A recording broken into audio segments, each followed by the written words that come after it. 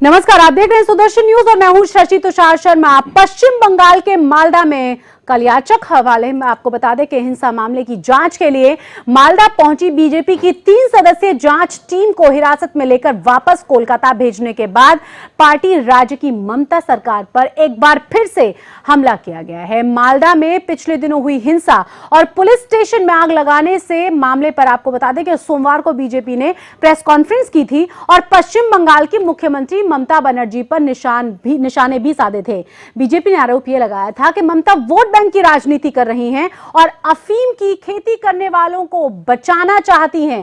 Party ने ममता बनर्जी से 5 सवाल भी पूछे थे और इनका जवाब मांगा था। बीजेपी के पश्चिम बंगाल प्रभारी सिद्धार्थनाथ सिंह ने ममता सरकार को निशाने पर लेते हुए उनसे 5 सवाल पूछे। वो सवाल क्या हैं वो भी जरा देखिए। सवाल ये पूछे गए कि हंगामे से पहले सांप्रदायिक सामग्रियां जब बांटी जा रही थी तो इसे आखिर रोका क्यों नहीं गया। ममता बनर्जी ने कहा कि यूपी में मालदा की घटना यूपी से आए बयान का रिएक्शन था, लेकिन रिएक्शन तुरंत होता है, 30 दिन बाद नहीं। यह पूर्व नियोजित एक्शन था, क्यों नहीं मान लेती इस बात को ममता बनर्जी। 5 सवाल क्या क्या थे ये हम आपको दिखा रहे हैं। तीसरा सवाल ये, ममता ने अपना बयान बदला और कहा कि स्थानीय बीएसएफ सैनिकों से झड़प थी, लेकिन कई लाख लोग सड़कों पर आए, थाने को फूंका गया। कॉन्ट्रडिक्शन अपने आप में।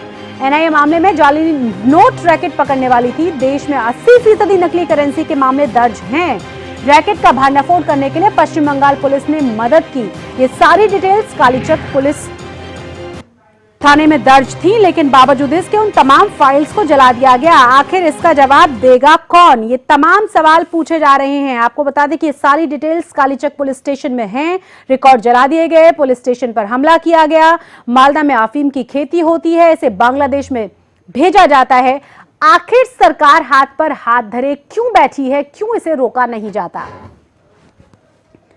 तो सवाल कई हैं, जवाब अभी तक हालांकि इस पर कोई ठीक ढंग से नहीं दिया गया है।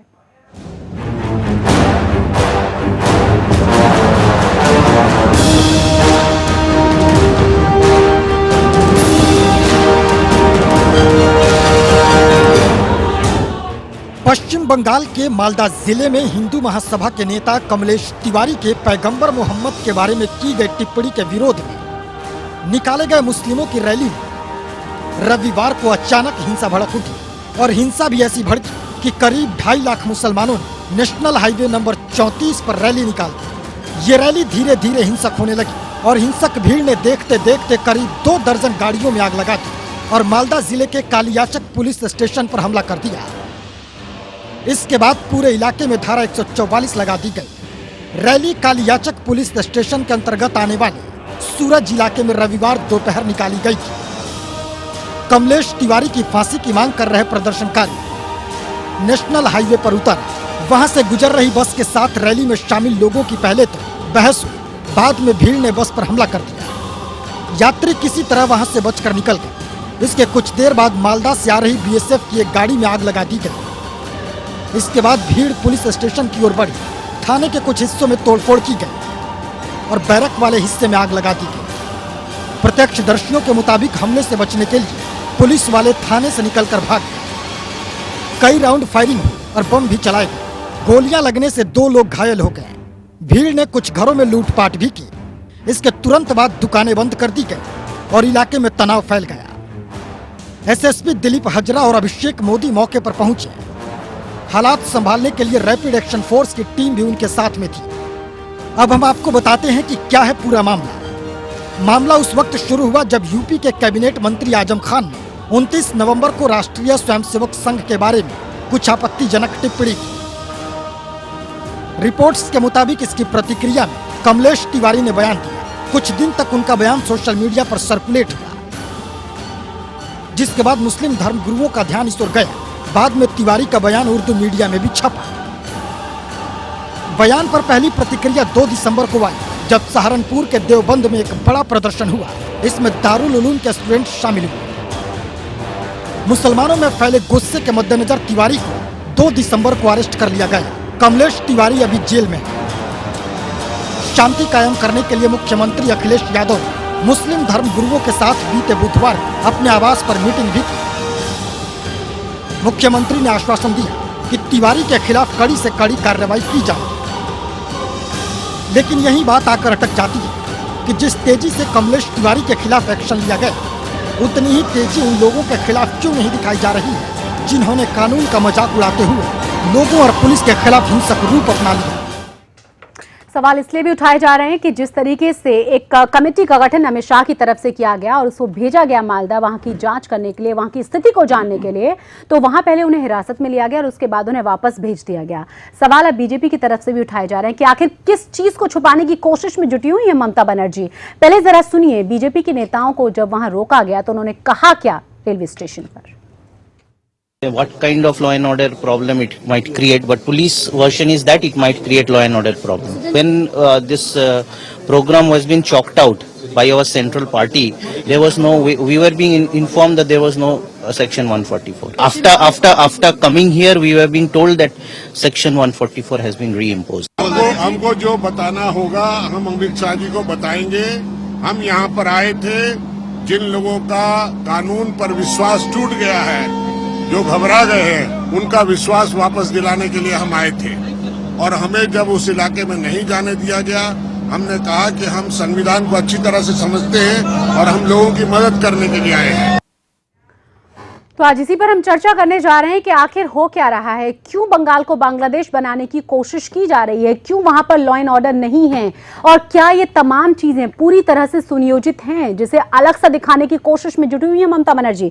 इसी पर हम बात करेंगे। अशोक सिंह बीजेपी के लीडर हमारे साथ जुड़ गए हैं, साथ ही साथ दयाराम त्यागी जो कि कांग्रेस के नेता हैं वो भी जुड़ गए हैं। आप दोनों का ही स्वागत है। शुरुआत में आपसे करूंगी दयाराम जी, क्या देख रहे हैं, क्या आपको समझ में आ रहा है?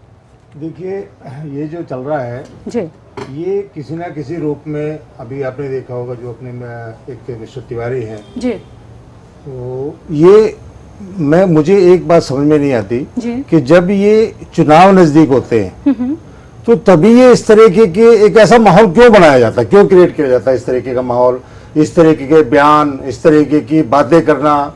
मतलब इससे मतलब एक सोची समझी एक मतलब उसके। आप एक बात बताइए, एक महीने पहले ये बयान आया, रासुका लगाकर उस आदमी को जेल के अंदर डाल दिया गया, उसके बाद ये रिएक्शन, वो भी इतना भयानक रिएक्शन। आप नहीं समझ रहे किसके पीछे कुछ और चल रहा है? देखिए, मैं आपको एक बात बताऊं कि एक हमारे देश के अंदर जो एक अपना एक बात रखने का जो अधिकार है, अपनी बात कहने का जो अधिकार है, उसका लोग जो है गढ़ दे के इस्तेमाल कर रहे हैं। देखिए, बात वो नहीं है कि तिवारी जी ने कहा या किसी मुस्लिम ने कहा।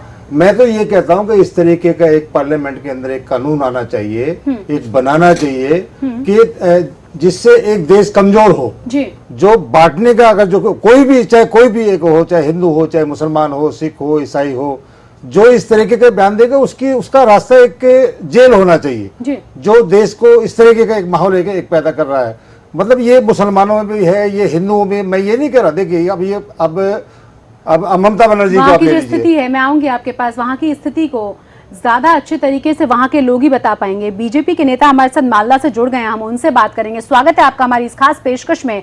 और मैं पूछना आपसे यही चाहूंगी, फिलहाल स्थिति क्या है, किस तरह की राजनीति वहां हो रही है और क्यों लोग परेशान हैं? क्योंकि लोग ये कह रहे हैं कि वहां पर केबल काट दी गई है, कोई जानकारी उनके पास नहीं है, बहुत ज्यादा डरे और सहमे हुए हैं वो लोग।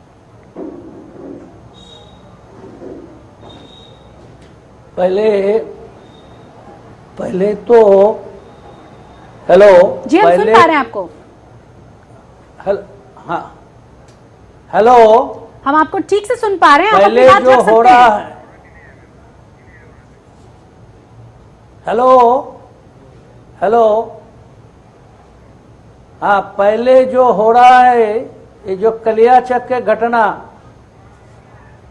जी, ये हमारा बंगाल में स्टेट गवर्नमेंट का जो शासन नहीं है, इसका एक नतीजा है। मिलिटेंसी और जो कोकेन का चाष करते हैं, वहाँ ब्राउन शुगर के कारखाना लगाए हैं, वहाँ फेक करेंसी का जो कारोबार चल रहे हैं, और बांग्लादेश से उधर से आते हुए शेल्टर लेते हैं इधर जी। तो इसी जितने आदमी आते हैं, जितने आदमी उसको यहाँ का प्रशासन जानकारी होते हुए कुछ नहीं करते हैं। और यहाँ जब एनआईए कोई जांच करे, पड़ताल करे, इसी के कारण ये जो घटनाक्रम 1 महीना पहले जो यूपी में हुआ जी, उसको देकर 1.5 लाख से ऊपर आदमी इकट्ठा किया। What is the intelligency of Malda district police? What is the intelligency of state government? इसका कुछ नहीं है उसका पास। और जब ये पुलिस को पिटाई कर रहे हैं, थाना का डॉक्यूमेंट जला रहे हैं और वहां का थाने के मंदिर बाबा टूट रहे हैं, आम जनता को पीट रहे हैं, घर में घुस करके उसको मोटर बाइक लेके जला रहे हैं, उस टाइम यहाँ का जो एसपी है वो एकदम बैठे था चुपचाप, कुछ नहीं किया। ये जो एसपी है ये तो एकदम यहाँ का जो सरकार चल रहा है टीएमसी का, लगता है जेल का अध्यक्ष बन गया वो एसपी। ऐसे स्थिति है।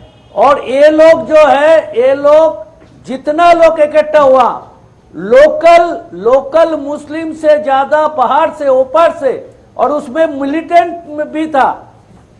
कोई अगर एजिटेशन होगा, हाथ में 9mm पिस्तौल लेके, हाथ में कार्बन लेके, हाथ में पेट्रोल और डीजल के डिब्बा लेके, वो एजिटेशन, ये कोई एजिटेशन होता है? प्री प्लान वहां का आदमी को धमकाने के लिए, डराने के लिए। और यहाँ जो कोकेन, ब्राउन शुगर, यहाँ जो आदमी को तस्कर कराते हैं जी, ये सबको एक मुक्तांचल बनाने के लिए ये 3 तारीख ये कार्यक्रम किया। आप वहां सीपीएम का विधायक टीम जा सकते हैं। हम जब प्रदेश के ओर से हम और हमारा विधायक आया, हम लोगों को गिरफ्तार कर लिया, शहर से बाहर नहीं निकल दिया, क्योंकि हम लोग जाएगा तो अशांति का वातावरण फैलेगा जी। हमारा एमपी का टीम आ जाया, उसको स्टेशन पे ही अटका दिया। ये कहाँ का तानाशाही चलते हैं? भाजपा का यह एक 18 तारीख मीटिंग होने वाला है और यहाँ सीधा वो इनकार कर दिया डिस्ट्रिक्ट मजिस्ट्रेट और एसपी ने, जब भाजपा का कोई मीटिंग नहीं होने देंगे। ये कौन सी राज्य में है? Total democracy will be failure in the West Bengal. Now Bengal people want to restore of democracy. हमारा बंगाल का आम जनता एक चीज मांगता है और डेमोक्रेसी, और ये टीएमसी का जमाना में और डेमोक्रेसी धस्त नस्त हो गया। डेमोक्रेसी का कोई चीज नहीं हुआ। और ये आतंकवादी, ये जो सरकार है, आतंकवादी को ये सरकार, ये उसको यहाँ रहने का, यहाँ खाने का, इसका बंदोबस्त करते हैं। हम समझ रहे हैं डॉक्टर विश्व राय, आप बिल्कुल सही कह रहे हैं। बिल्कुल हम समझ पा रहे हैं, क्योंकि जिस तरह से दिखाने की कोशिश की जा रही है। सुनिए जी, ये जो बंगाल का सरकार है जी, वो मिलिटेंट्स का वो बढ़ावा देने का सरकार हो गया। मिलिटेंट्स का बढ़ावा देने का सरकार हो गया। यहाँ इतने मिलिटेंट्स आप देखते हैं, जहां भी फेक करेंसी पकड़ जाता है, कलियाचक के नाम आता है, जहां भी बॉम्ब, वहां का बॉम्ब का कारखाना लगे हुए, ब्राउन शुगर के कारखाना लगे, हजार हेक्टेयर जमीन में वहां कोकेन का कारोबार चल रहे हैं। और वह जो अब तो हमारा डिमांड है, जो वहां चीफ मिनिस्टर आए और कितना वहां का रिकॉर्ड जलाए हैं, वो आम जनता के सामने रखे। और वहां का जो आज जो वहां का जो जितना आदमी, उसका जितना क्षति पहुंचा, उसका पूरा क्षति का उसका पूरा क्षतिपूर्ति देना पड़ेगा, क्योंकि यहाँ कुछ हो जाता है, क्षतिपूर्ति मिल जाता है। मैं फिर से लौटूंगी डॉक्टर विश्व राय। बहुत कड़वी सच्चाई पूरी दुनिया के सामने आप रख रहे हैं। जिस तरीके से इस चीज को प्रेजेंट किया जा रहा है उसके बिल्कुल उलट है। सवाल फिर वही है कि क्या वोट बैंक के लिए आप देश को नहीं बर्बाद कर देंगे? मैं लौटूंगी आपके पास, मेरे साथ कुछ और खास मेहमान हैं। बंगाल का सरकार कर रहे हैं। मैं लौटूंगी डॉक्टर विश्व राय आपके पास, लेकिन मेरे साथ कुछ और खास मेहमान हैं, उनसे भी मैं बात करूंगी। अगले में ये ये ग्रेटर बांग्लादेश बनने वाला है। ग्रेटर बांग्लादेश बनाने के लिए मैं लौटूंगी आपके पास। मैं सरकार। समझ रही हूँ आपकी बात को, किस तरह से वोट बैंक की राजनीति हो रही है ये भी मैं समझ रही हूँ। यहाँ पर सवाल ये है अशोक सिंह, क्या कदम सरकार की तरफ से उठाया जा रहा वोट है? बैंक की राजनीति हो रहा है।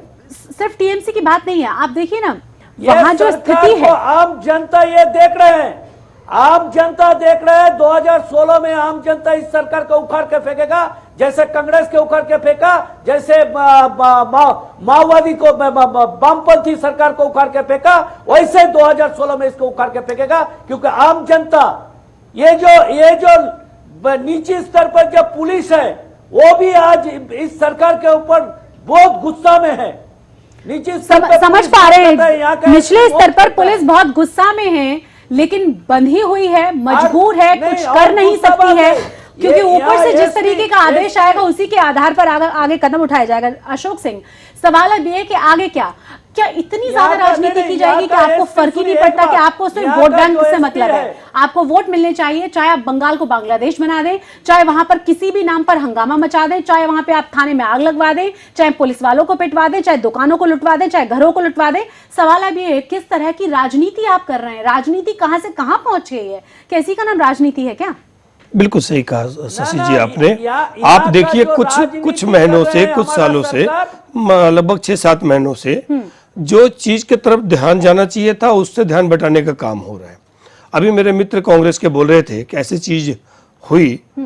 मैं एक बात इनसे और कहना चाहूंगा, उत्तर प्रदेश में किसी धार्मिक संगठन के किसी व्यक्ति ने कुछ बोला, उत्तर प्रदेश की सरकार ने कार्रवाई की और वो आज जेल में है, तारीख में जा रहे हैं। आप ये लगाइए रासुका लगा हुआ है उस पर, नहीं। और क्या बड़ा कार्रवाई नहीं आप नहीं, चाह रहे हैं? मैं उसको बताता हूँ। हाँ। दूसरी, एक दादरी में प्रकरण हुआ था, एक व्यक्ति का कारण था, पूरे देश की मीडिया, पूरे देश के राजनेता उसके घरों में जाके बैठ गए और ऐसा लगता था कि जैसे बहुत बड़ा देश पूरा में देश आपात असहिष्णु स्थिति हो की स्थिति गया आ था। गई और यहाँ रहने वाला माहौल नहीं है। इस देश में जो सेना के लोग लड़ने जाते हैं उनको पता है कि सामने से मेरी छाती पे गोली लगने वाला है और तब भी वो हटते नहीं है और अखबार पढ़ने के बाद, अपनी पत्नी की सुनने के बाद लोग देश छोड़ने की बात करते हैं। घर में बैठे हुए लोग अपने मेडल वापस अब करने की नजर बात नहीं आ रहा करते होगा कुछ भी। हैं। आज ये लोग कहाँ हैं? इनसे भी तो थोड़ा आपको बाइट लेना चाहिए, पूछना चाहिए कि वहां पे भी जाके हम कम से लोग तो कम बहुत कुछ कह दिनों से दीजिए। सवाल उठा रहे हैं, कोई सुनने के लिए, कोई जवाब देने के लिए तैयार नहीं है, आप मानिए। अभी मेरे कांग्रेस के मित्र बोल रहे थे, बड़ी अच्छी बातें बोल रहे थे, लेकिन मैं इनसे भी एक निवेदन करूंगा। इनकी बात पे मुझे एक कवि का वो 2 पंक्ति याद आ गई। कुछ पत्तियां झड़ गई होंगी चमन को सींचने में, शायद यही इल्जाम ये मुझ पे लगाते हैं बेवफाई का, और पैरों तले रौंद डाला जिन्होंने कलियों को, वही दावा कर रहे हैं चमन के रहनुमाई का। मैं कांग्रेस के मित्र से ये मैं भी भी वही कहूंगा हाँ। कि कम से कम आज कहाँ है आपके सोनिया जी, जो दादरी चले गए थे, अब राहुल जी गए थे सहिष्णुता और बात क्या जब इनको अब दिखाई नजर देता नहीं आ रही है था, कांग्रेस आपके को? प्रवक्ता जो बोलते थे, आज बीएस आप सोचिए कि उस प्रदेश में माओवादियों के आतंक से छुड़ाने के लिए बंगाल के लोगों ने एक सीधी सादी औरत को सत्ता संभाला और सत्ता दिया, उनको प्रचंड बहुमत के साथ जिताया। वो इसलिए जिताया होगा कि शायद बंगाल का विकास होगा और बंगाल जो पिछड़ा हुआ है आगे नहीं, जाएगा। उसी लेकिन प्रचंड आज बहुमत को लाने लेकिन के आज लिए अब आज वहां वही पॉलिटिक्स कहीं और पहुंच रही है। नहीं, मैं वही बात कर रहा हूं। हाँ। आज देखिए क्या स्थिति है, आप क्या दिखाना चाहते हैं, क्या करना चाहते हैं। अगर कोई जवाब ले दोषी लेती है तो उनको सजा देनी जवाब ले चाहिए। लेती और हूँ, आज जयराम जी। आज आज ये कह रहे हैं हाँ। कि इनके जाने से वातावरण बिगड़ता है। देखिए, 3 लोग गए हैं, आप उनके पृष्ठभूमि देखिए। एक वकील है, एक पूर्व डीजीपी है, जो बीडी राम जी आपकी है, बात से मैं पूरी वो तरह से पूरे सहमत डीजीपी हूँ। है, मेंबर ऑफ अशोक पार्लियामेंट जी। है। ये खुद कानून को समझते हैं, अशोक जी, जानते हैं, पॉलिटिक्स समझिए। उनको जाने देने में क्या दिक्कत थी? पॉलिटिक्स समझिए। यहाँ पर दयाराम जी, सवाल अब फिर से वही उठ रहा है कि कांग्रेस को अभी असहिष्णुता नजर आ रही है क्या अब इस मुद्दे पर बातचीत की जाएगी? और फिर एक बहुत ही महत्वपूर्ण सवाल, क्या राजनीति के लिए हम इतना आगे बढ़ जाएंगे कि हमें देश से बढ़कर राजनीति नजर आने लगेगी? आप अंदाजा लगाइए एक बात के लिए, आप ये मत मानिए कि सिर्फ वो यूपी में कोई बयान आया और उसके बाद 1 महीने बाद रिएक्शन आपको बंगाल में देखने को मिला। ये बिल्कुल गलत है। ये प्री प्लान रिएक्शन था, ये प्री प्लान सुनियोजित योजना थी। 2.5 लाख लोग एक साथ सड़कों पर, इतनी आगजनी, इतना हंगामा, बावजूद इसके अभी तक कोई कदम नहीं। ऐसा कैसे हो सकता है? देखिए, मैं आपको एक बात बता दूं, हमारे जो भारतीय जनता पार्टी के मित्र हैं, इन्होंने शुरुआत में एक बहुत बढ़िया बात कही जी। कि पिछले 6-7 महीने से ये हो क्या रहा है। आप देखिए, मेरी बात सुनिए। एक कमलेश तिवारी जी, जिनके ऊपर आज रसूखा लगा दी और जिसके ऊपर ये सारा एक घटनाक्रम ये चल रहा है, तो पहली बात तो मैं इसकी एक निंदा करता हूँ। दयाराम जी, अभी भी आप माने कि इस बयान के पीछे चल रहा है? नहीं, आप सुन लीजिए ना मेरी बात को। मैं तो ये कह रहा हूँ कि मैं निंदा कर रहा हूँ इस चीज की, ये जो हुआ है। और दूसरी बात मैं आपको बता दूं, 6-7 महीने के अंदर पहली बात तो जो आप ये हर चीज को कांग्रेस, देखिए एक बात मैं बता दूं, जिसका एक मैं आपके बीच में नहीं बोला। मैं आपको अच्छा चलिए आप बोलिए, फिर मैं बोलूं, फिर बोलूं, आप बोलिए कि आप वही कांग्रेस पार्टी के लोग हैं जब दिल्ली में टेररिस्ट के ऊपर एक इंस्पेक्टर जाके कार्रवाई करता है तो उसको फेक इनकाउंटर बताते हैं, और उस मोहन शर्मा के शहादत को भी आप लोग मजाक उड़ाते हैं, और आपके ही प्रवक्ता और आपके ही राष्ट्रीय महामंत्री दिग्विजय सिंह जी आजमगढ़ में जाते हैं और उस टेररिस्ट के घर में जाके खाना खाते हैं और देश के सिस्टम को नकारते हैं, और जो सिपाही वहां गए थे उनको देशद्रोही की पंक्ति में खड़ा करते हैं। आप साथ किसके हैं? देश के कानून के साथ या आतंकवादियों के साथ? आप बताइए जरा। आप देखिए, अब आपने अगर बात कह ली हो तो संयम से एक बार आप मेरी बात भी सुन लीजिए। आप बोलिए ना, बोलिए। तो एक ज्यादा उछलने से, ये ज्यादा कहने से दूसरे की बात को भी सुनना चाहिए, बजाय ऐसे करने से। मैं आपको जो आप बात करें, मैं अभी जो आपने बात करी कांग्रेस की, मैं आपको एक चीज ये बता दूं कि कांग्रेस ने जो भी किया उसका परिणाम आ चुका है। उसको जनता ने जब एक सत्ता से अलग हटा दिया, तो मेरे हिसाब से आपको वो चैप्टर क्लोज कर करके आपकी उपलब्धि क्या है, आपने क्या किया, उस बात को एक रखना चाहिए। आप सुन लीजिए, आप संसद को नहीं चलने दे रहे हैं, आप देश में सही लोगों के साथ नहीं खड़े हो रहे हैं, कोई ऐसी ताकतें हैं उनके लिए बयान दे रहे हैं। पठानकोट में इनकाउंटर चल रहा है, सेना के लोग वहां लड़ रहे हैं, आपके प्रवक्ता आके बयान दे रहे हैं। आप संयम नहीं बरत सकते क्या दिक्कत थी आपको? आप ही संयम नहीं बरत रहे, आप ही बात सुनने के लिए की कमियां निकालनी थी, मैं आप आपसे आराम से निकालते हैं। आपसे सेना ज्यादा की बोल कमियां सकता निकालनी थी, हूं, आप आपसे ज्यादा कह निकालते, सकता लेकिन हूं। वहां पे इनकाउंटर चल रहा है, आप ही संयम, अरे देश में जनाब, मिलिटेंट्स घुसे हुए हैं और वहां कार्रवाई चल रही है, लोग अपनी जान को बाजी लगा के वहां उनसे सामना कर रहे हैं, और आपके प्रवक्ता आके देश के सिस्टम को फेलियर बता रहे हैं। मैं आपको एक बता दूं, जैसे आप और आज आपके नेताओं का खंडन आना चाहिए था, जिस प्रकार से दादरी प्रकरण में आपके लोग, आपके उपाध्यक्ष और आपके राष्ट्रीय अध्यक्ष जी सामने आए थे। आज कहाँ है? आज उनको मालदा पे बोलना चाहिए, मालदा पे जाना चाहिए। ये जो आप उल जरूल बात कर रही है, सत्ता जब आपका भी टाइम आएगा तो ये जनता आपको जवाब देगी, लेकिन आप मेरा जवाब सुन लीजिए। आपने अपनी बात कह ली। अरे सर, जवाब सुनने की क्षमता नहीं है क्या? वो तय करेगी जो आपने जवाब सुनने की क्षमता नहीं है क्या? मेरे में बहुत है, लेकिन आपको देने की नहीं। अरे सर, कहा तो बोलने नहीं दे रहे हो। मैं कह रहा हूं, मैं, लेकिन कोई फायदा नहीं ना इस तरीके से तू मैं करने का, जब तक आप जनता ये ना देखे कौन अपनी बात क्या रख रहा है। बोलिए। आप जो बात कर रहे हैं, मैंने कांग्रेस का आपको जवाब दे दिया। दूसरी बात मैं आपको ये बताऊं कि इतना कुछ होने के बावजूद, ठीक है ना, हम पिछली बार ये देख रहे थे जब आप रूस के अंदर जो ये वार्ता हुई थी नवाज शरीफ जी की और उसने की, आपने जब ये बात करे तो आपने इनको टोका नहीं। मैं अगर थोड़ा सा फ्लैशबैक में जा रहा हूं तो आप मुझे बोलने नहीं दे रहे। मेरा सवाल सुनिए, आप दोनों ही पार्टी से मेरा रिक्वेस्ट है, एक दूसरे पर आरोप प्रत्यारोप मत लगाइए, ममता बनर्जी की तरह। मैंने वही बोला जो फैक्ट्स पे आइए, जो हो रहा है उस पे बात करिए। अपने जो मेरे साथी है मैं इनको वही बोल रहा हूँ। हाँ। जो बीत चुका, जिसने जनता ने परिणाम दे दिया, जनता जनार्दन ने, उस बात को अभी भी आप कांग्रेस आप करते रहो, उससे कोई फायदा नहीं है। अब की आप बात करो जो हो रहा है। मैं ये कह रहा हूँ, पिछले जैसे मैंने अपनी बात शुरू करी थी, हमारे मित्र ने बोला कि 6-7 महीने से ये हो क्या रहा है। मैं 6-7 महीने से ये इसलिए हो रहा है, मैं आपको बता रहा हूँ कि जो आप बड़े बड़े वादे करके आप सत्ता के अंदर आए थे, जब आप मैंने भी आपको कहा कि आरोप आप कह रहे हैं कि मैं फिर आप बोल रहे हैं, तो मैं आपकी बात कैसे मानूंगा जब आप उनकी बात सुन रहे हैं, हमारी बात आप सुन रहे हैं। एक मारू की आप कमाल की बात अशोक जी जनाब, आप हमारे अशोक जी, दयाराम जी की पूरी बात सुनी जाएगी, दयाराम जी की पूरी बात हम सुनेंगे। एक छोटे से ब्रेक ले रुकना होगा यहाँ पर, अलग दिशा में ले जाना।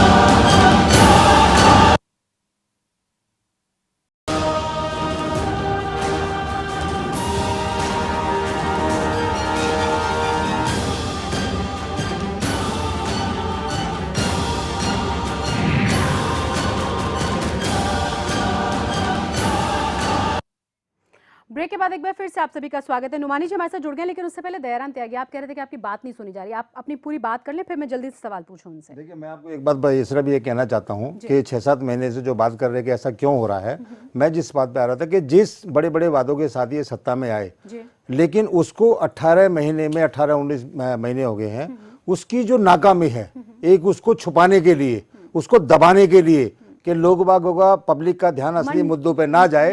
अभी आप ये देख लीजिए, आप लेटेस्ट में आपको बता देता हूं कि अभी 2017 में यूपी के अंदर चुनाव आने वाले हैं, और या राम मंदिर कौन नहीं बनाना चाहता, हम भी एक बनाना चाहते हैं, लेकिन संविधान के दायरे के अंदर।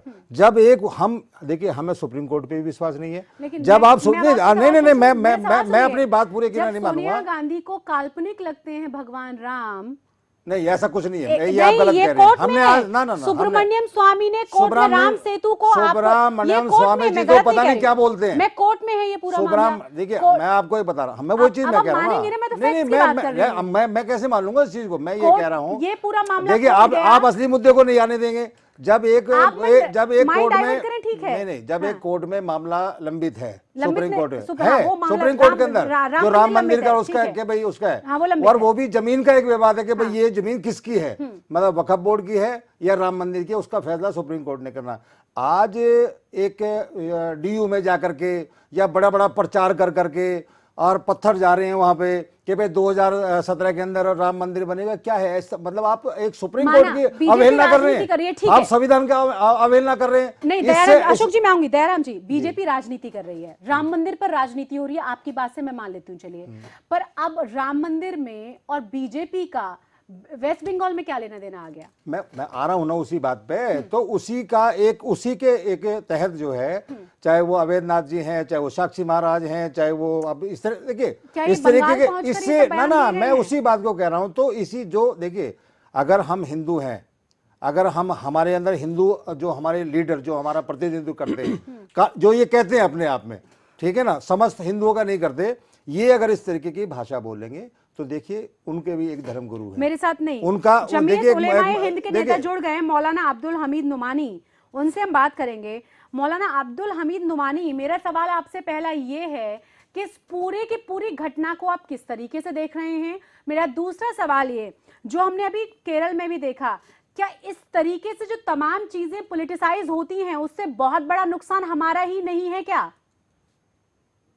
जो मालदा में हुआ है और बिहार के पूर्णिया में हुआ है, तो ये जो हजरत मोहम्मद सल्लल्लाहु अलैहि वसल्लम के नाम पे जो लोग आंदोलन चलाते हैं और वो आंदोलन जो है हिंसक रूप ले लेता है, वो बिल्कुल गलत है। वो इस्लामी शरीयत के हिसाब से भी गलत है और भारतीय संविधान के हिसाब से भी गलत है। आप आंदोलन कीजिए, लेकिन आप उसको हिंसक रूप देके और जो है पब्लिक प्रॉपर्टी को आप जो हानि पहुंचाते, ये बिल्कुल गलत है। होता यह है कि ये जो संगठन जो है रोज बनते हैं, तो संगठन बनते, उसका काम क्या है संगठनों का जो है, तो ये लोग जो है वो मोटा बहाना तलाश करते हैं कि कोई ऐसा मुद्दा है ताकि हम सामने आके बताएं जनता को कि हाँ हमारे संगठन का भी अस्तित्व है। ये जो है पूरा खेल चल रहा है। कोई नहीं जानता था कि इस्लामिक काउंसिल जो है वो क्या चीज है। अब ये इसी नाम से वो सामने आया पूर्णिया में कि ये फना है। आपको जो है हजरत मोहम्मद, मेरा सवाल ये है, जिस तरीके से पब्लिक प्रॉपर्टी को नुकसान पहुंचाया गया, पुलिस वालों को पीटा गया, थाने में आग लगा दी गई, तमाम फाइल्स को जला दिया गया, वहां पर लूटपाट की गई, सवाल फिर से वही कि आखिर ऐसे लोगों को लीड कौन कर रहा है और क्या राजनेता इसका फायदा उठाते नहीं है? क्या वोट बैंक की राजनीति नहीं होती है कौम के साथ? जो है वो सरकार का काम है कि ऐसे लोगों को लीड जो है वो कौन लोग कर रहे हैं और ये ऐसा क्यों जो हुआ है, जो इस तरह जो है गैर कानूनी या संवैधानिक काम हुआ है और जो है हिंसक रूप में जो है ये लोगों ने जो प्रदर्शन किया है, वो जो है वो प्रशासन का काम है कि इसको जो है वो देखे और कानून के खिलाफ जो भी जा रहे हैं, कानून को हाथ में लेके उनके खिलाफ जो है कार्रवाई होना चाहिए। हम इसके खिलाफ है कि कानून को आदमी हाथ में लेके कार्रवाई करे।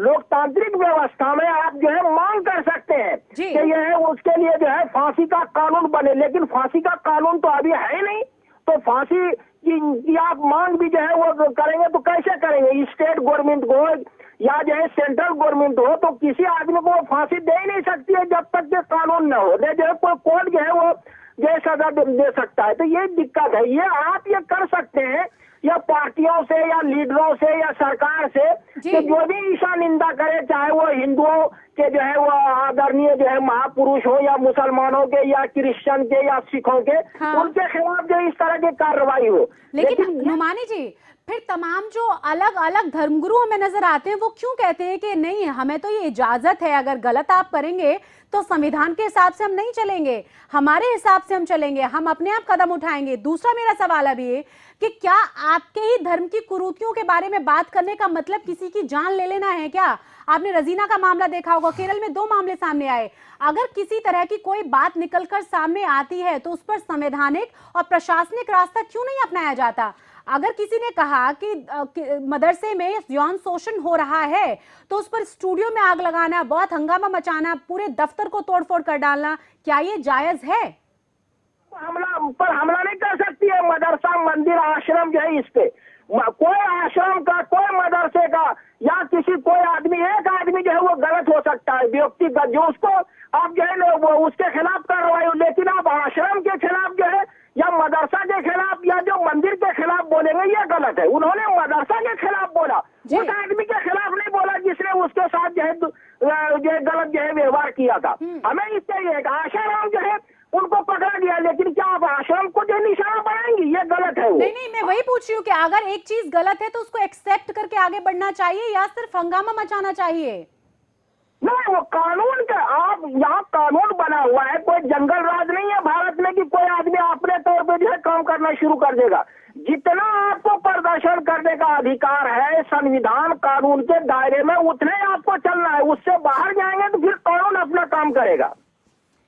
बहुत बहुत शुक्रिया, बहुत साफ साफ बातें कह रहे हैं। बने रहें आप हमारे साथ। हमारे साथ डॉक्टर विश्व राय भी हैं जो कि हमारे साथ लगातार बने हुए हैं। बंगाल की स्थिति अभी क्या हालात है वहाँ के, वो तमाम चीजें हमें बता रहे हैं। पुलिस कोई कदम नहीं उठा रही है, प्रशासन कोई कदम नहीं उठा रहा है। यहाँ पर डॉक्टर विश्व राय, मेरा सवाल ये है कि वहाँ के जो स्थानीय नेता हैं, प्रशासन की तरफ से क्या मदद का आश्वासन दिया गया है, वहां के लोगों का अभी क्या कहना है? और जो आप लगातार कह रहे हैं कि ये बहुत ही प्लान्ड वे में किया गया हंगामा था, ये कोई अचानक एक बयान के बाद हुआ हंगामा नहीं है। और नुमानी जी को आपने सुना, उन्होंने कहा कि प्रशासनिक तरीके से संविधान के हिसाब से आप प्रदर्शन कर सकते हैं लेकिन हिंसक नहीं हो सकते। तो क्या वहां के प्रशासन को ये बात समझ में नहीं आ रही? धर्म के नाम पर कुछ भी करिए।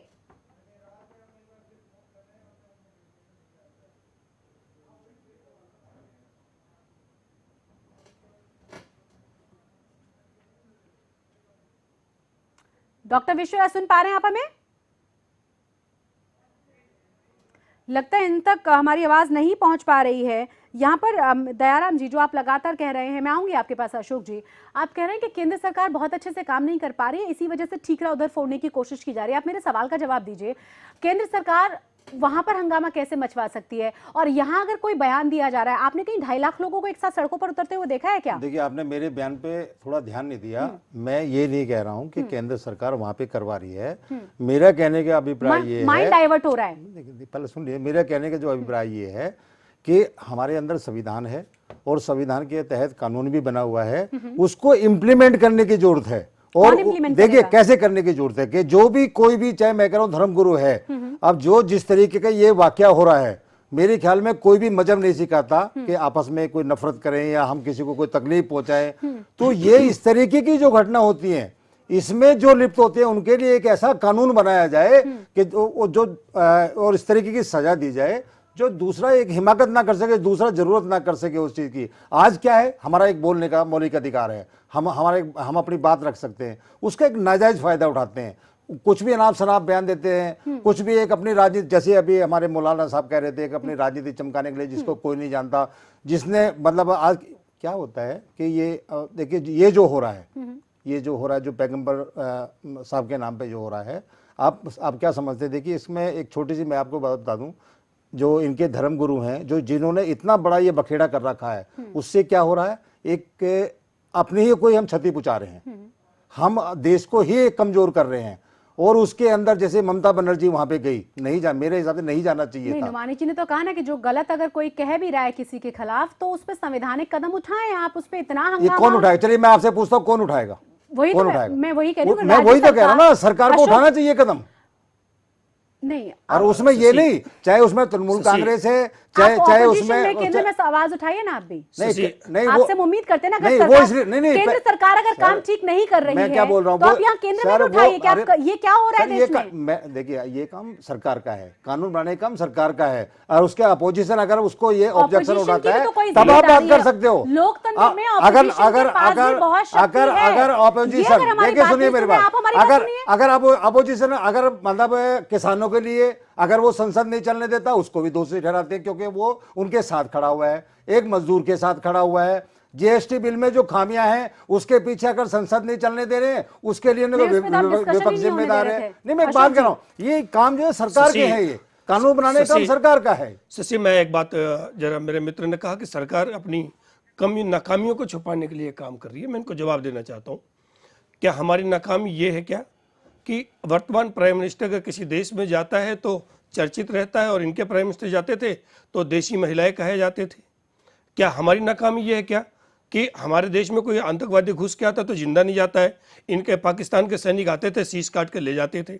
हमारी नाकामी ये है क्या कि एक गरीब बैंकों तक पहुंच नहीं पाता था? और आप सुन लीजिए, आप बोल रहे थे, मैं बिल्कुल चुप था। मत बोलना, मैं जब बोलूंगा नहीं, आप बिल्कुल सुन लीजिए, बिल्कुल नहीं, आप भी फिर सुनना है। आप सुनिए, बर्दाश्त करिए। आपने जो बात मुझे कही थी, मैंने आपकी बात को मान लिया था। अब आप भी उतावलेपन पे हो रहे हैं, मैं बोलूं, आप उतावलेपन पे क्यों हो रहे हैं जनाब? सुन तो लीजिए। अब ये क्या हमारा दोष है क्या कि 17-18 करोड़ लोग जो कभी बैंकों में नहीं जाते थे सीधे जा रहे हैं? ये हमारा दोष, ये हमारी नाकामी है क्या कि जो महंगाई थी उसको हमने कंट्रोल किया हुआ है? ये हमारी नाकामी है क्या? नहीं, हमारी नाकामी है क्या? नहीं, सुनिए, ये हमारी नाकामी है क्या कि कांग्रेस में जो भ्रष्टाचार था उसको हमने खत्म किया?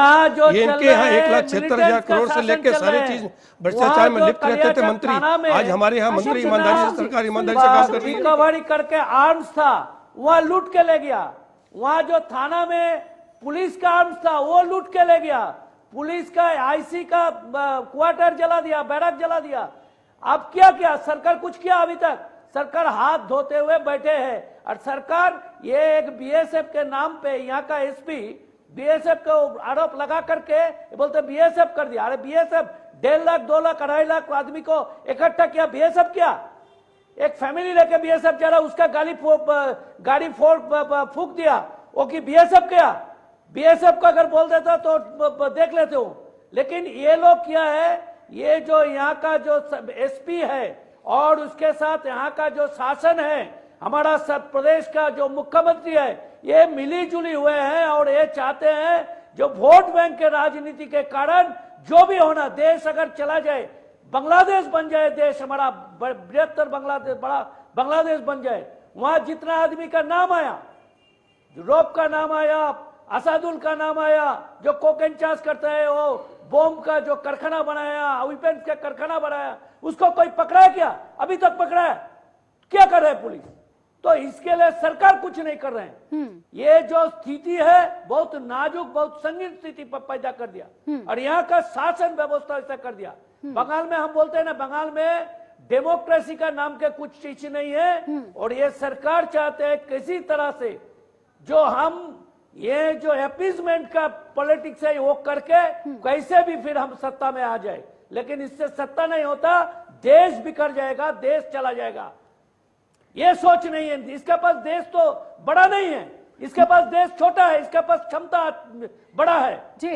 लेकिन हम लोग जो पार्टी करते हैं, हम देश के लिए करते हैं, हम कोई सत्ता के लिए पार्टी नहीं करते हैं।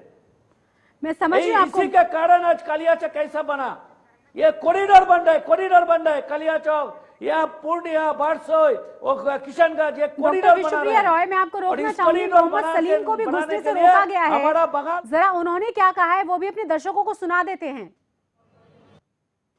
So the additional IC and IC under the instruction of the SP prevented me here long before I entered into Kaliachok. Here is no 144, no crisis of law and order. I was traveling alone, not a convoy, not the press, media or even security. The additional IC or IC, I don't know, the police officer as a gun said you can't proceed, you stop here. I said show me the order. What is the order? They failed to show order. They said our additional SP is coming, then you'll know. In between the SP and DM told me you don't proceed. Because they have stopped other people, they are stopping me. Is it a police state? Why the state government is hiding the truth? On the one hand, the communalist forces, the rumor mongers, they are running the riot. Whole country knows. बहुत बड़ी सच्चाई कही यहाँ पर मोहम्मद सलीम ने। उन्होंने कहा कि कोई भी वहां ना तो एक धारा 144 लगाई हुई है, ना ही उनके पास कुछ पेपर्स हैं, ना ही प्रशासन की तरफ से कोई कदम उठाया जा रहा है, ना ही ठीक से कोई जवाब दिया जा रहा है। अकेले वो घुसने की कोशिश में थे, बावजूद इसके उन्हें वहां रोक दिया गया। सवाल फिर से वही है कि आखिर हो क्या रहा है। डॉक्टर विश्वप्रिया जी,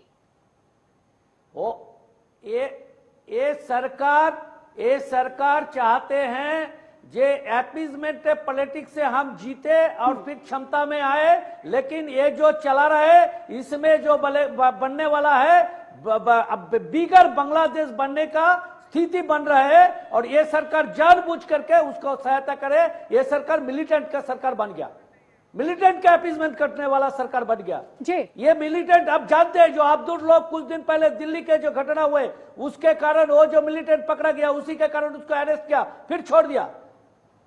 ऐसे करके ये इस कार्यक्रम में जो हुआ, जो आप जानते हैं इस्लामपुर में जो कार्यक्रम जो हुआ, उसी में जो आदमी 2 आदमी को दिखाई दिया, इसमें भी उसको वीडियो फुटेज आया। डॉक्टर विश्वप्रिया राय, मैं आऊंगी आपके पास। आपने तो लग रहा है कि पूरी आपकी तमाम बातों से तो शायद पाकिस्तान देश की आंखें अभी तक खुल जानी चाहिए। जो तमाम चीजें वहां से निकल कर आ रही हैं, वाकई में डराने वाली हैं, शर्मनाक तो हैं ही। मेरा सवाल यह है दयाराम त्यागी जी, यहाँ पर पॉलिटिक्स को आप हटा दीजिए, कौन ऑपोजिशन में, कौन पक्ष में, कौन विपक्ष में। आप एक देश का नागरिक होने के नाते सोचिए, वहां पर डेमोग्राफिक चेंज नजर आ रहा है, अपीजमेंट की वहां कोशिश नजर आ रही है, बांग्लादेश से तमाम लोगों को वहां पर एंट्री दिलाई जा रही है जिससे कि किसी तरह से जीत हासिल हो जाए। वहां पर आप समझ रहे हैं कि स्थिति क्या हो रही होगी और आगे कितनी भयानक हो सकती है। राष्ट्रीय स्तर पर आप इसे सोचिए, क्या होने वाला है। आप भूल जाइए कौन शासन में। देखिए, मैं आपको एक बहुत सीधी सच्ची एक बात बता दूं, ये जब तक के वोटों की राजनीति, उसमें ऑल पार्टी आ गई, मैं किसी एक उसकी बात नहीं कर रहा, जब तक आप इसको एक तरफ रख करके, लेकिन बांग्लादेशियों को अपने देश में घुसा कर वहां उनसे वोट लेने की कोशिश।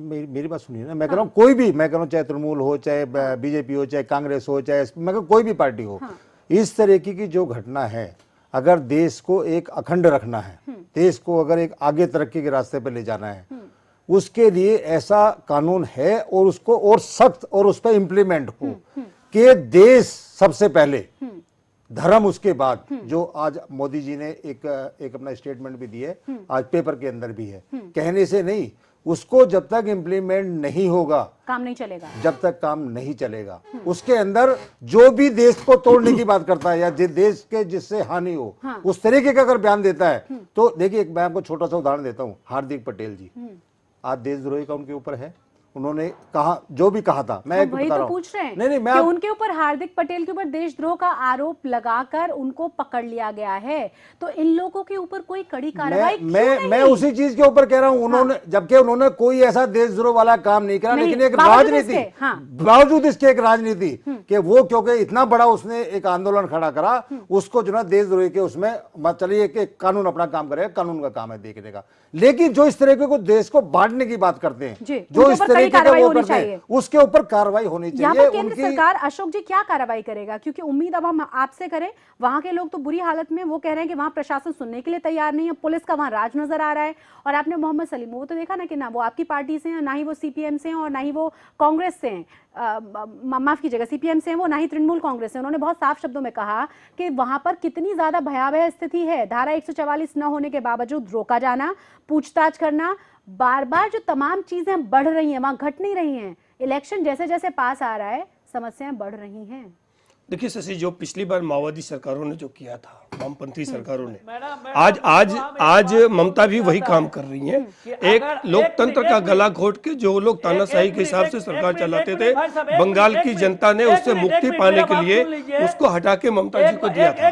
और ममता जी को इसलिए बनाया था कि शायद उससे मुक्ति के बाद बंगाल का तरक्की होगा, बंगाल आगे बढ़ेगी। लेकिन स्थिति यह है कि जितना वामपंथी सरकारों का कुशासन था, उससे कहीं ज्यादा हिटलरशाही और कुशासन के रूप में ममता जी वहां काम कर रही है। अभी आपने पंचायत चुनाव देखे होंगे, पंचायत चुनावों में भी आपने देखा होगा, वहां एक तरफा बूथ लूटे गए, जो उनके प्रतिनिधि खड़े थे विपक्ष के लोग, भाई साहब, उनको एक मारे बात गए, सुनिए, पीटे डॉक्टर गए, विश्वप्रिया एक राय, तरह से अगर तानाशाही सुनिए, किया। डॉक्टर और जिस राय, प्रकार से सुनिए, ममता एक बात बनर्जी ये सुनिए, कर एक रही है, बात सुनिए। आज हेलो।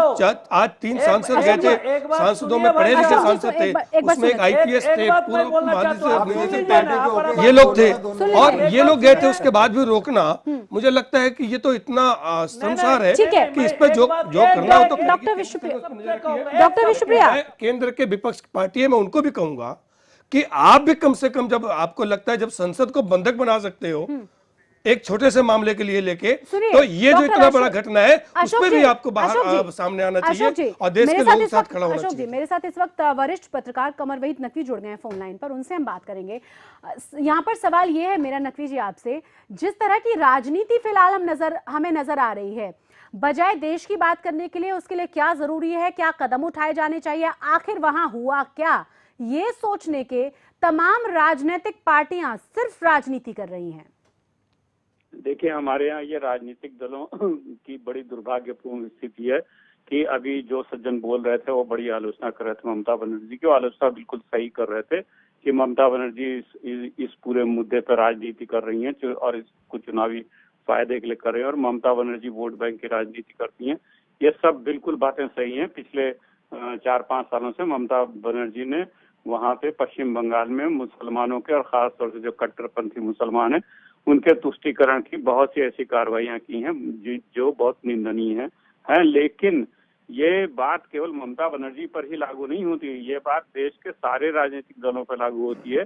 मिसाल के तौर पे बीजेपी की बात करें तो बीजेपी उत्तर प्रदेश विधानसभा चुनाव होने जा रहे हैं 2017 में, वहां के लिए वो राम मंदिर का मुद्दा गरमाने की कोशिश कर रही है। पिछले लोकसभा चुनाव में बीजेपी ने मुजफ्फरनगर में और पूरे पश्चिमी उत्तर प्रदेश में काफी सांप्रदायिक उत्तेजना को भड़काया था। तो चुनावी फायदे उसके पहले भी उत्तर प्रदेश के उपचुनाव में बीजेपी ने आदित्यनाथ के नेतृत्व में लव जिहाद और घर वापसी जैसे मुद्दों को गरमाया था। तो ये हमारे देश की सारी पार्टियां इस तरह की सांप्रदायिक तौर तरीके जो है वो इस्तेमाल करती हैं। ममता बनर्जी भी वही इस्तेमाल कर रही है, दूसरी पार्टियां भी वही करती हैं। मेरा सवाल ये है नकवी जी, यहाँ पर अगर हम बंगाल की बात करें, जो पहले भी मैंने सवाल पूछा, बांग्लादेश से तमाम लोगों को अंदर आने की अनुमति देना, इतने प्लान में 2.5 लाख लोगों का सड़कों पर उतर आना, आगजनी करना, तमाम सरकारी वाहनों को फूंक देना, फाइल्स को जला देना, वहां से वेपन्स को ले जाना, पुलिस वालों को पीटना, लूटपाट करना, वोट बैंक के लिए। आप देखिए ना, राष्ट्रीय हित में कितनी बड़ी ये बात है और कितनी खतरनाक ये बात है। मैं नकवी जी से जवाब ले लेती पहले। देखिए, अब इसमें ये जो बातें हैं, ये बांग्लादेश से लोगों का आना, ये बात तो अभी उस तरह से मैं नहीं कह सकता, लेकिन हाँ ये बात मैं जरूर कह सकता हूँ कि जो इस्लामिक कट्टरपंथी तत्व हैं और इवन जो लोग बांग्लादेश में क्या कहते हैं कि बांग्लादेश के कट्टरपंथी इस्लामिक तत्व हैं या बांग्लादेश से आने वाले आतंकवादी हैं, उनके खिलाफ ममता बनर्जी का रवैया कभी भी कठोर नहीं रहा है। तो कुछ साल 2014 का जो वर्धमान ब्लास्ट था उसमें उसकी पूरी पोल खुली। अभी पिछले दिनों जब बांग्लादेश में जो है युद्ध अपराधियों को फांसी की सजा दी जाने की घोषणा हुई, उसके विरुद्ध में कलकत्ता में प्रदर्शन हुए और ममता बनर्जी चुप बैठ के देखती रही। तो ममता बनर्जी वहां पर कट्टरपंथी तत्वों को बिल्कुल संरक्षण देती हैं, बिल्कुल वोट बैंक की राजनीति कर रही हैं, इसमें कोई दो राय नहीं। बहुत बहुत शुक्रिया कमर वहीद नकवी आपका हमारे साथ जुड़ने के लिए। और आप तमाम पार्टी के नेता सुन रहे होंगे, वो कोई नेता नहीं है, किसी पार्टी से बिलोंग नहीं करते, वो सीनियर जर्नलिस्ट हैं और उनका जो एनालिसिस है वो हम सब ने सुना। मेरा सवाल फिर से वही है कि आखिर इस देश में बनाने की कोशिश क्या की जा रही है। यहाँ पर डॉक्टर विश्वप्रिया रॉय आप कुछ कह रहे थे, बहुत छोटा सा कमेंट लेना चाहूंगी, समय की कमी है मेरे पास इस वक्त। एक मिनट जी, पहले हम इन लोगों को बताऊंगा, जो मेरा अगर देश नहीं रहेगा तो कैसे राजनीति करेगा। ये जो बांग्लादेश बनाया कांग्रेस, पाकिस्तान बनाया कांग्रेस और सीपीएम मिलकर, उसके बाद वो लोग वहां पाकिस्तान में पार्टी नहीं कर पाया, बांग्लादेश में पार्टी नहीं कर पाया, सब भारत आके बंगाल में आके पार्टी करना पड़ता है। इसीलिए जो चल रहा है ये अगर इस क्रम को वोट बैंक के ओर से देखेंगे और चलाने देंगे तो हमारा देश फिर भी बंटवारा के होने का रास्ते पे चल रहा है। बहुत बहुत इसी शुक्रिया के आपका, कारण समझ गए हम आपकी पहले बात। देश जो वहाँ विदेश भयावह स्थिति है उससे आपने हमें रूबरू कराया। बहुत छोटा सा कमेंट दयाराम त्यागी जी, बहुत देखिए, छोटा मैं सिर्फ एक ये कहूंगा कि ये सरकार का काम है सरकार का और काम है। राष्ट्रीय मुद्दे पे जो इस तरह जो राष्ट्रीय ये एक राष्ट्रीय मुद्दा है उसके ऊपर हमारे प्रधानमंत्री जी की एक कमजोरी है। एक ऑल पार्टी मीटिंग बुला करके सबके सलाह मशवरे से बहुत उसका छोटा कोई सा समाधान कमेंट निकालना डॉक्टर चाहिए। अशोक जी, अशोक सिंह, बहुत छोटा सा कमेंट मुझे लगता है उनकी तरफ से है कि आप यहाँ कदम मुझे उठाएं। मुझे लगता है विपक्ष अपनी नाकामियों और रीढ़ विहीन विपक्ष अरे जो सर, है, सरकार आप चला रहे हैं, विपक्ष से देश इनको- थोड़ा चलाना, इनको कैसी कुछ बात करना कर नहीं, रहे इनको सिर्फ आरोप आपको लगाना ये है। नहीं पता आप जो सरकार सरकार- चला रहे हो। माफ कीजिएगा, माफ माफ कीजिएगा, माफ कीजिएगा। उम्मीद हम ये कर रहे हैं कि कम से कम जिस तरह से लगातार, माफ कीजिएगा, आप दोनों प्लीज शांत हो जाइए। उनके 6 जवान शहीद हुए, आपको 70 शहीद लाने चाहिए थे, आप लाए, आप 70 शहीद सब लाए उनके। आप बात कर हम रहे हैं। उम्मीद ये करते हैं कि कम से कम इतने बड़े मुद्दे पर राजनीति नहीं की जाएगी, इस पर भी कदम उठाया जाएगा। बहुत बहुत शुक्रिया आप सभी का हमारे शो को देखने के लिए। जय हिंद। Total failure.